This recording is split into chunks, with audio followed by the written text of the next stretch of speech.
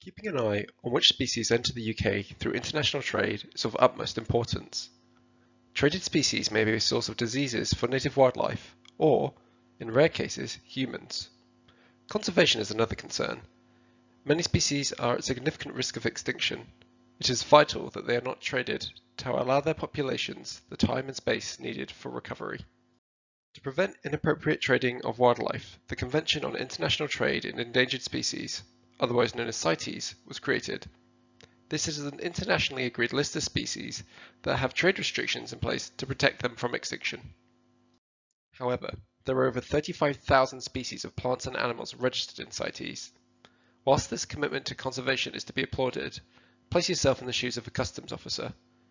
Correctly identifying these species is an almost insurmountable challenge.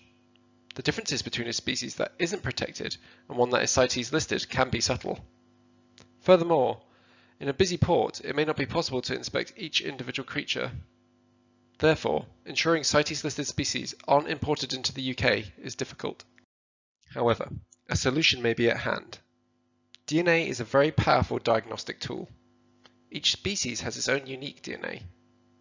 Animals constantly shed DNA contained within bits of skin, fur, or scales that fall off, or through excretion. These shed strands of DNA are known as environmental DNA. Like a forensics team gathering evidence from a crime, it is possible to gather this environmental DNA from the boxes, tanks, or enclosures species are held in. The animal doesn't even have to be bothered.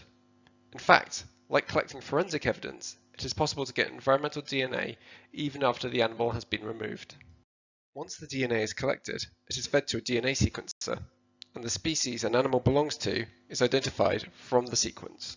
Unfortunately, at present, the equipment to do this is expensive and bulky. Processing environmental DNA is slow as it must be first transported to a specialist laboratory. One of our programs at research here at Cefas is to solve this problem. New sequencers, about the size of a TV remote, have been developed. We are researching how to adjust the environmental DNA workflow to be compatible with this new sequencer.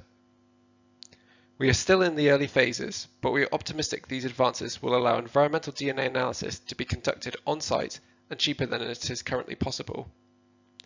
We are excited by the work that we are doing to combat the illegal wildlife trade and make sure species are preserved for future generations. If you have any questions about this or any of the other research that happens here at Cefas, please don't hesitate to contact us. Thank you so much for listening. We hope to hear from you soon.